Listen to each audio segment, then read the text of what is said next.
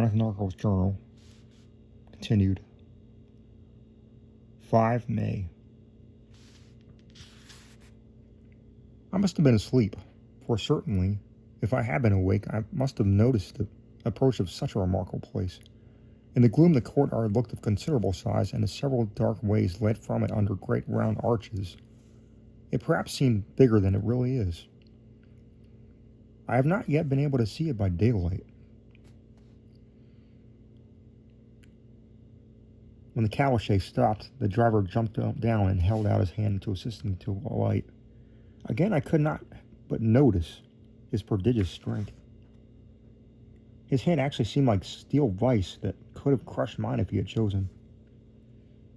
Then he took my traps and placed them on the ground beside me, and as I stood close to a great door, old and studded with large iron nails, and set at a projecting doorway of massive stone. I could see even in the dim light that the stone was massively carved, and that the carving had been much worn by time and weather. As I stood, the driver jumped down again into his seat and shook the reins. The horses started forward, and trap and all disappeared down one of the dark openings. I stood in silence where I was, for I did not know what to do.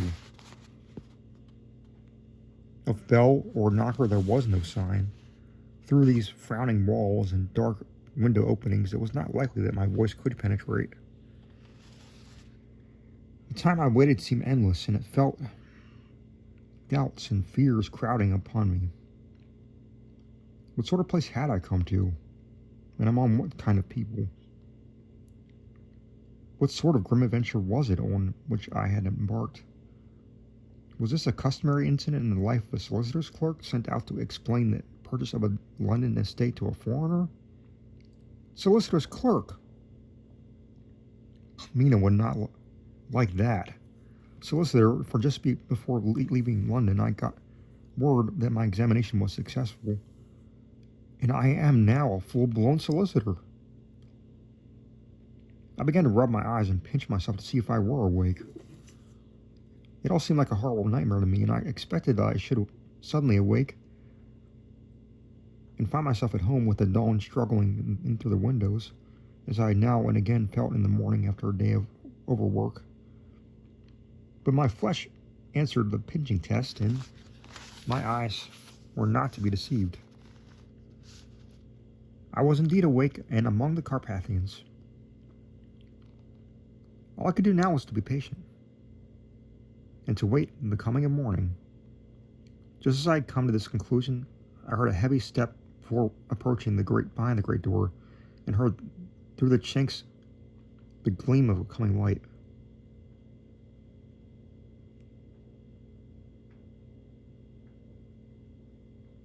Saw through the chinks of the gleam of him coming light. Then there was a sound of rattling chains and the clanking of massive bolts drawn back. A key was turning with the loud grating noise of long disuse, and the great door swung back.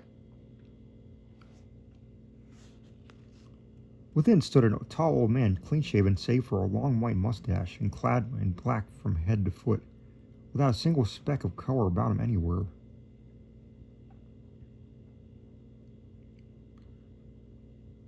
He held in his hand an antique silver lamp, in which the flame burned without a chimney or glow of any kind, throwing long, quivering shadows, as it flickered in the draught of the open door.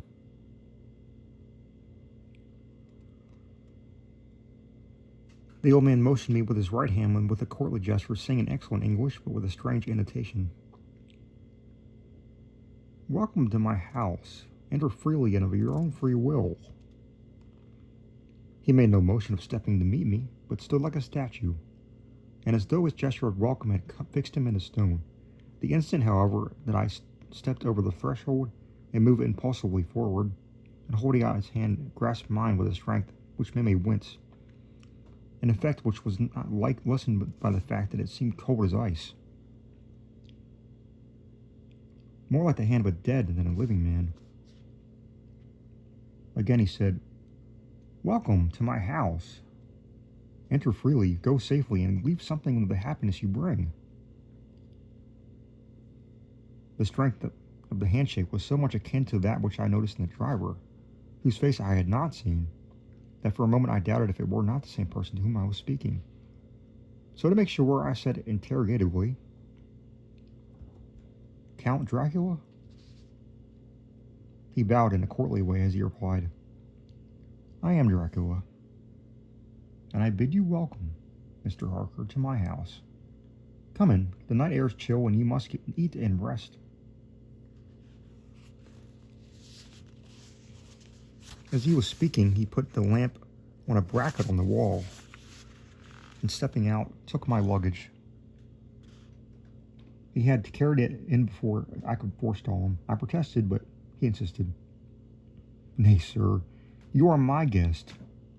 It is late, and my people are not available. Let me see to your comfort myself."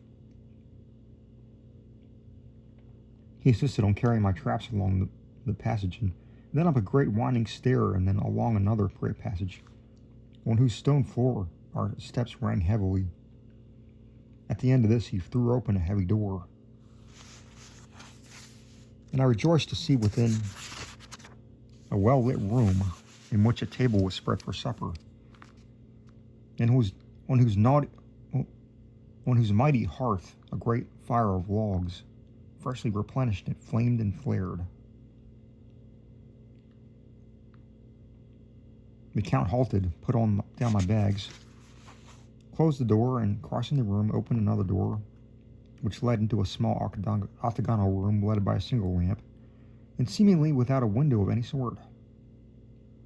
Passing through this, he opened another door and motioned me to enter. It was a welcome sight, for here was a great bedroom well lighted and warmed with another log fire, also added to but lately, for the top logs were fresh, and which sent a hollow roar up the wide chimney.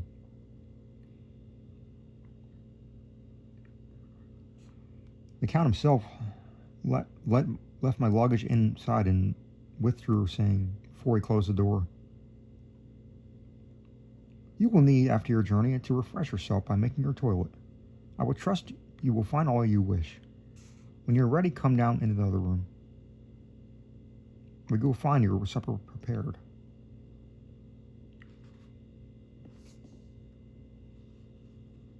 The light and warmth of the Count's courteous welcome seemed to have dissipated all my doubts and fears. Having then reached my normal state, I discovered that I was half famished with hunger. So making a hasty toilet, I went into the other room. I found the supper already laid out. My host, who stood on one side of the great fireplace leaning against the stonework, made a graceful wave of his hand to the table. And I said, "I pray you, but be seated and sup how you please. You will, I trust, excuse me that I do not join you. But I have dined already, and I do not sup." I handed to him the sealed letter which Mr. Hawkins entrusted to me. He opened it and read it gravely. Then, with a charming smile, he handed it to me to read. One passage of it, at least, gave me a thrill of pleasure. "I must regret that an attack of gout, from which malady I am a constant sufferer, forbids absolutely any traveling on my part for some time to come. But I am happy to say that I can send a sufficient substitute, one in whom I have every possible confidence. He is a young man, full of energy and talent in his own way, and of a very faithful disposition. He is discreet and silent, and has grown into manhood in my service. He shall be ready to attend on you when he will, during his stay, and shall take your instructions in all matters." The Count himself came forward and took off the cover of a dish, and I fell to at once on an excellent roast chicken. This, with some cheese and a salad and a bottle of old Tokay, of which I had 2 glasses, was my supper. During the time I was eating it, the Count asked me many questions as to my journey.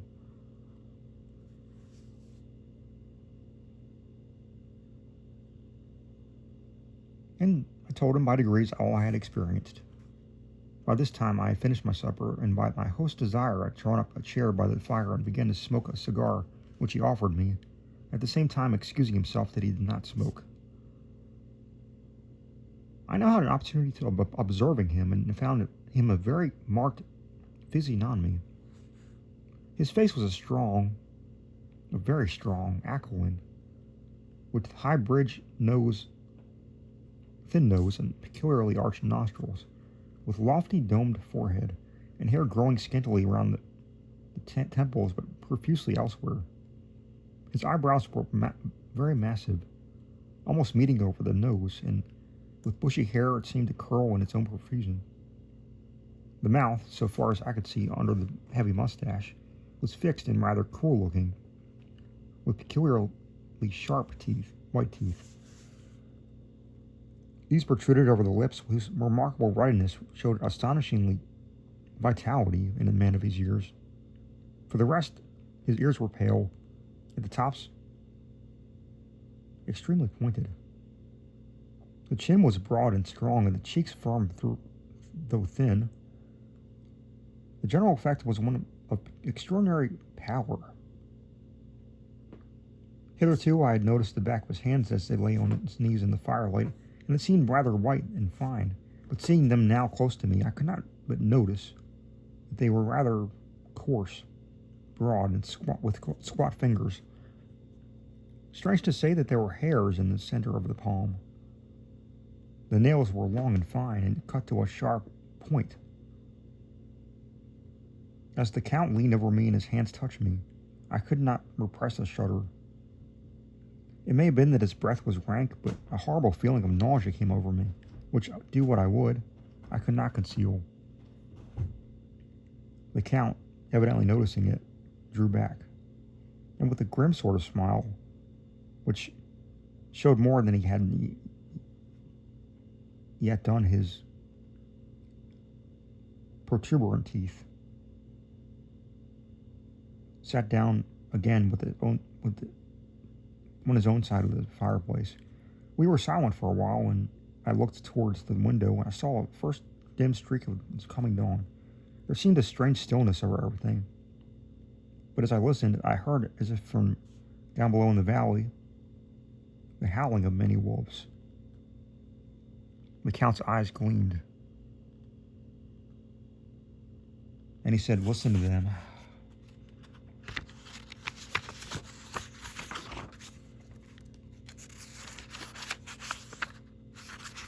Children of the night, what music they make.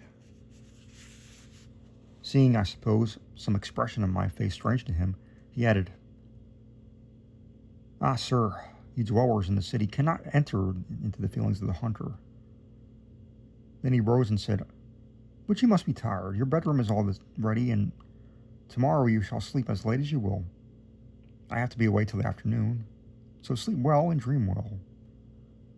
With a courteous bow, he opened for me himself the door to the octagonal room, and I entered my bedroom. I am all in a sea of wonders. I doubt, I fear, I think strange things, which I dare not confess to my own soul. God help me, if only for the sake of those who dear to me.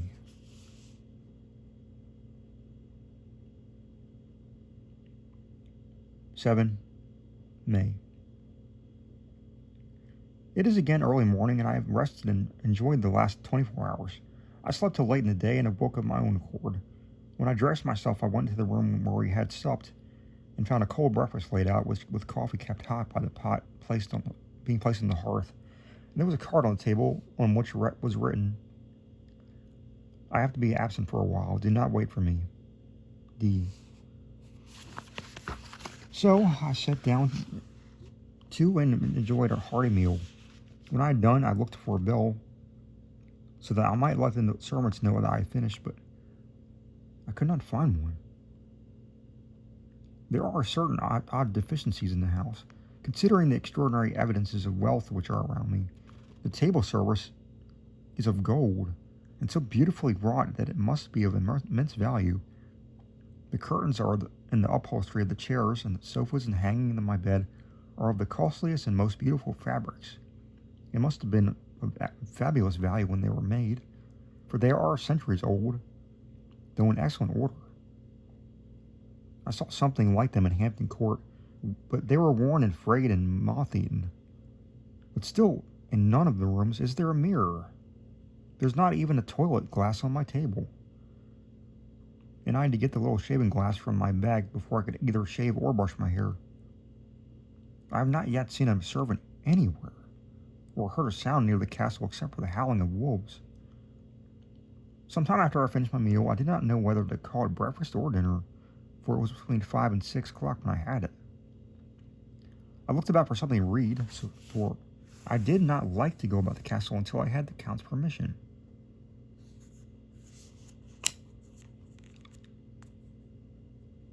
There was absolutely nothing in the room, book, newspaper, or even writing materials, so I opened another door in the room and found a sort of library.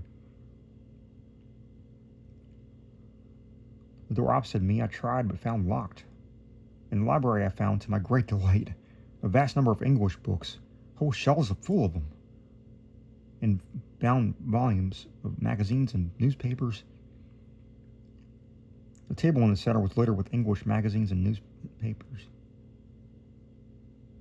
But though none of them were of very recent date, the books were of the most varied kind: history, geography, politics, political and economy, botany, geology, law, all relating to England and English life and customs and manners. There were even such books as referenced at the London Directory, the Red and Blue Books, Whitaker's Almanac, the Army and Navy lists, and it somehow gladdened my heart to see it, the Law List. Whilst I was looking at the books, the door opened and the Count entered. He saluted me in a hearty way and hoped that I had had a good night's rest. Then he went on, "I am glad you found your way in here, for I am sure that there is much that will interest you. These companions," and he laid his hand over some of the books, "have been good friends to me and for some years past, ever since I had the idea of going to London. Have given me many, many hours of pleasure. Through them I have come to know your great England, and to know her is to love her. I long to go through the crowded streets of your mighty London, to be in the midst of the whirl and the rush of humanity, to share its life, its change, its death, and all that makes it what it is. But alas, as yet I only know your tongue through books. To you, my friend, I know it to speak." "But, Count," I said, "you know and speak English thoroughly." He bowed gravely. "I thank you, my friend, for your all too flattering estimate, but yet as I fear as I am but a little way on the road I would travel. True, I know the grammar and the words, but I know not how to speak them." "Indeed," I said, "you speak excellently." "Not so," he answered. "Well, I know that. Did I move and speak in your London, none there are who would not know me for a stranger. That is not enough for me, for here I am a noble, I am a boyar. The common people know me, and I am master. But a stranger in a strange land, he is no one. Men know him not. And to know not is to care not for.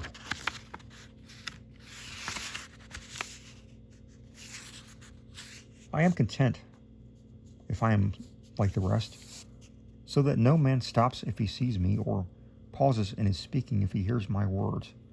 A stranger. I have been so long master that I would be master still, or at least that none should be master of me. You come to me not alone as an agent to my friend Peter Hawkins of Exeter, to tell me all about my new estate in London. You shall, I trust, rest here with me a while, so that by our talking I may learn of the English intonation,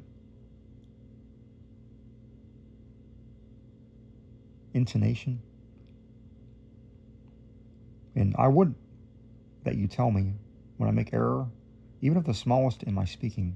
I am sorry that I had to be away for so long today, but you will, I know, forgive one who has so many important affairs at hand. Of course, I said I knew all about willing, and I asked if I might come to that room when I chose. He answered, "Yes, certainly." He added, "You may go anywhere you wish in the castle, except where the doors are locked, where, of course, you will not wish to go. There is reason for all things as they are, and did you see with my eyes and know with my knowledge, you would perhaps better understand." I said I was sure of this, and then he went on. "We are in Transylvania, and Transylvania is not England. Our ways are not your ways, and there shall be to you many strange things. Nay, from what you have told me of your experiences already, you know something of what strange things there may be." This led to much conversation, and it was evident he wanted to talk, if only for talking's sake. I asked him many things regarding things that had already happened to me or come within my notice. Sometimes he sheered off the subject or turned the conversation by pretending not to understand, but generally he answered all I asked most frankly. Then as time went on, as I got somewhat bolder, I asked of him of some of the strange things of the preceding night, as, for instance, why the coachman went to the places where he had seen the blue flames. He then explained to me that it was commonly believed that on a certain night of the year, last night in fact, when all evil spirits are supposed to have unchecked sway, a blue flame is seen over any place where a treasure has been concealed. That treasure has been hidden, he went on, in the region through which you came last night. There can be but little doubt, for it was the ground fought over for centuries by the Wallachian, the Saxon, and the Turk. Why, there is hardly a foot of soil in all this region that has not been enriched by the blood of men, patriots or invaders.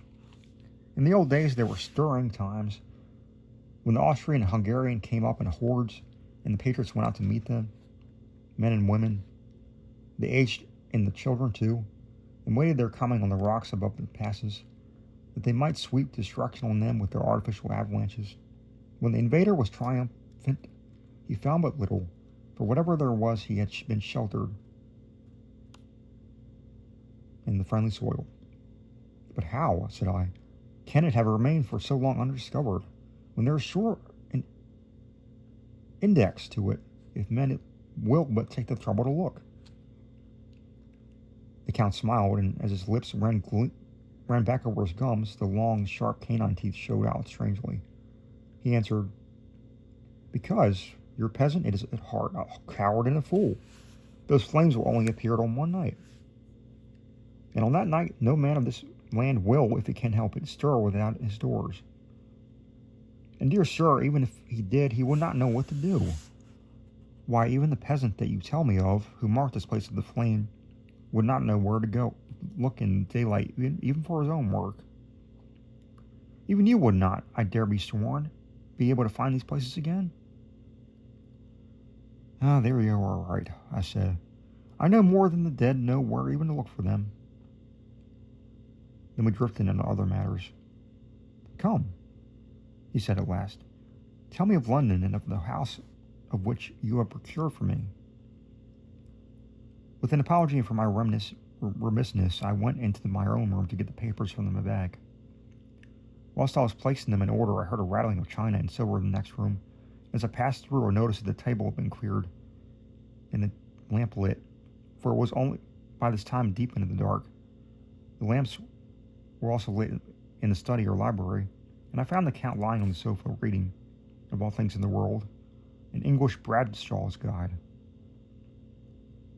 When I came in, he cleared the books and papers from the table, and with him I went into plans and deeds and figures of all sorts. He was interested in everything, and I asked me a myriad of questions about the place and its surroundings. He clearly studied beforehand all I could get on the subject of the neighborhood, for evidently at the end knew very much more than I did.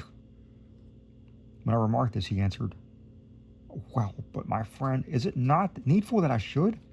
When I go there, I shall be all alone, and my friend Harker Jonathan. Nay, pardon me, I fall into my country's habit of putting the patronymic name first. My friend Jonathan Harker will not be by my side to correct and aid me. He will be in Exeter, miles away.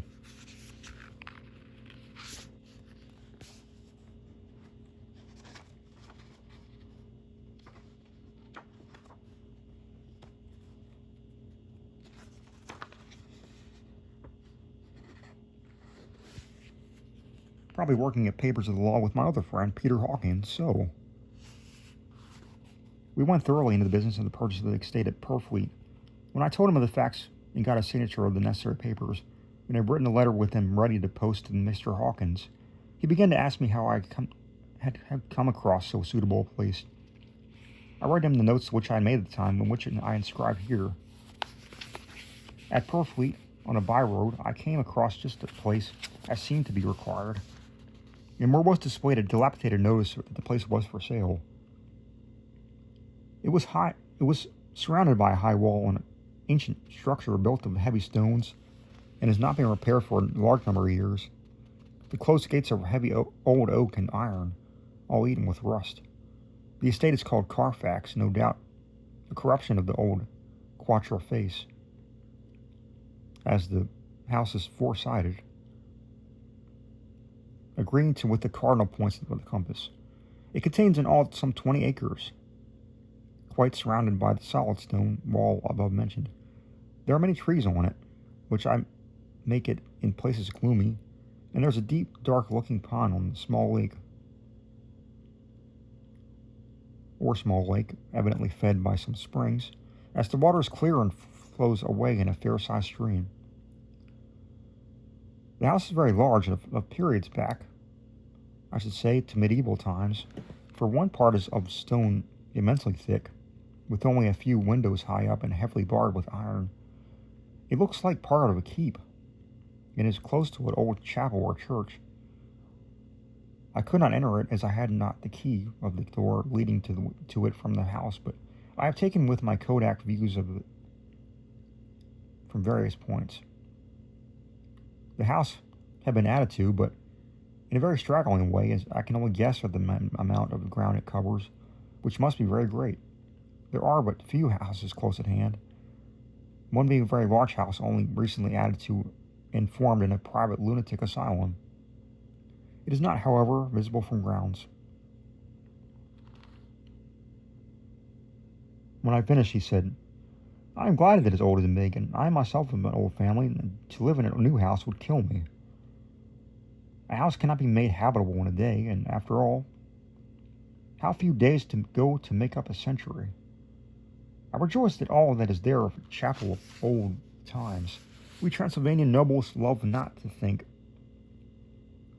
that our bones may lie among the common dead. I seek not gaiety, nor mirth, nor the bright voluptuousness of much sunshine, sparkling waters which please the young and gay. I am no longer young, and my heart, though weary years of mourning over the dead, is not attuned to mirth. Moreover, the walls of my castle are broken, the shadows are many, and the wind breathes cold through the broken battlements and casements.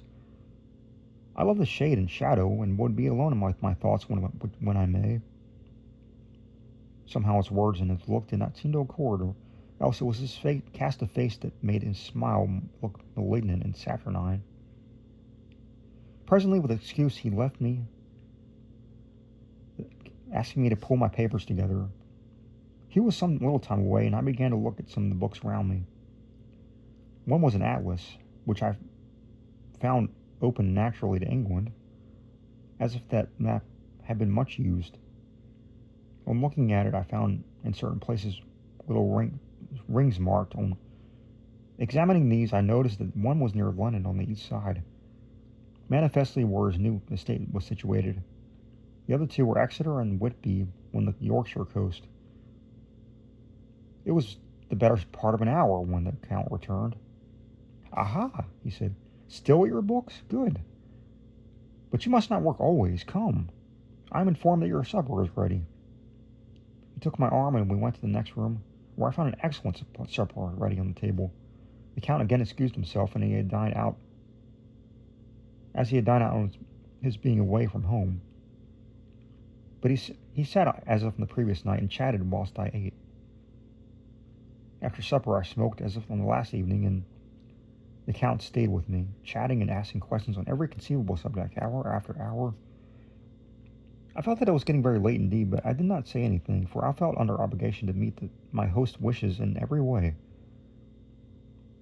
I was not sleepy, as the long sleep yesterday had fortified me, but I could not help experiencing that chill which comes over one at the coming of dawn, which is like, in its own way, the turn of the tide. They say that people who are near death die generally at the change to dawn, or at the turn of the tide. Anyone who has, when tired, and tied as it were to his post, experienced this change in the atmosphere can well believe it. All at once we heard the crow of the cock coming up with the preternatural shrillness through the clear morning air. Count Dracula, jumping to his feet, said, "Why, there is the morning again. How remiss I am to let you stay up so long. You must make our conversation regarding my dear new country of England less interesting, so that I may not forget how time flies by us." And with a courtly bow, he quickly left me. I went to my room and drew the curtains, and there was little to notice. My window opened into the courtyard. All I could see was this warm gray of quickening sky, so I pulled the curtains again and have written of this day. 8 May. I began to fear, as I wrote in this book, that I was getting too diffuse. But now I am glad I went into detail from the first, for there is something so strange about this place, and in all I cannot but feel uneasy. I wish I were safe out of it, or that I had never come. It may be that this strange night existence is telling on me, but would that were all. If there were anyone to talk to, I could bear it, but there is no one. I have only the Count to speak with, and I fear I am myself the only living soul.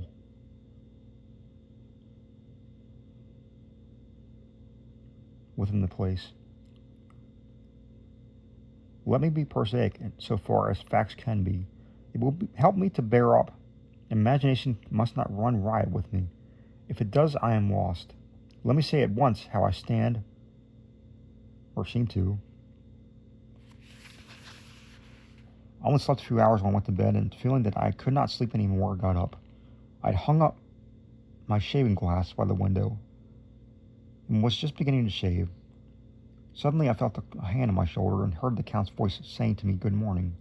I started, for it amazed me that I had not seen him, since the reflection of the glass covered the whole room behind me. In starting, I had cut myself slightly, but did not notice it at the moment. Having answered in the Count's salutation, I turned to the glass again to see how I might have been mistaken. This time there could be no error, for the man was close to me, and I could see him over my shoulder, but there was no reflection of him in the mirror. The whole room behind me was displayed, but there was no sign of a man in it, except myself. This was startling, and coming on top of so many strange things, was beginning to increase that vague feeling of uneasiness which I always have when the Count is near. But at the instant I saw that the cut had bled a little, and the blood was trickling over my chin, I laid down the razor, turning as I did, half round, to look for something sticking plaster.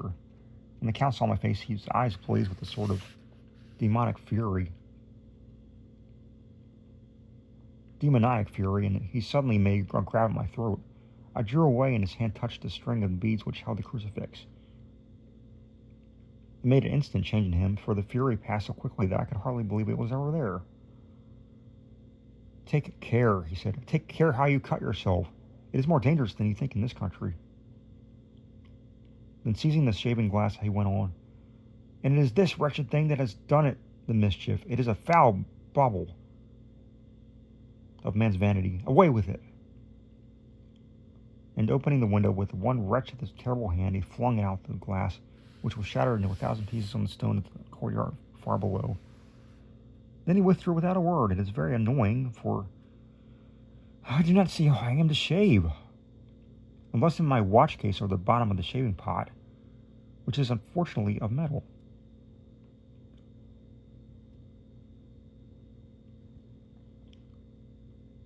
When I went into the dining room, breakfast was prepared, but I could not find the Count anywhere. So I breakfasted alone. It is strange that I have not seen the Count eat or drink. He must be a very peculiar man. After breakfast, I did a little exploring in the castle. I went out over the stairs and found a room looking toward the south. The view was magnificent, and from where I stood, there was every opportunity of seeing it. The castle was on the very edge of a terrific precipice. A stone falling from the window would fall 1,000 feet without touching anything. As far as the eye could see is a sea of green treetops, with occasionally a deep drift from where there is a chasm. Here and there are silver threads where the rivers wind in deep gorges through the forest. But I am not in heart to describe beauty, for when I had seen the view, I explored further. Doors everywhere, and all locked and bolted. In no place save from the windows and the castle walls is there an available exit. The castle is a veritable prison, and I am a prisoner.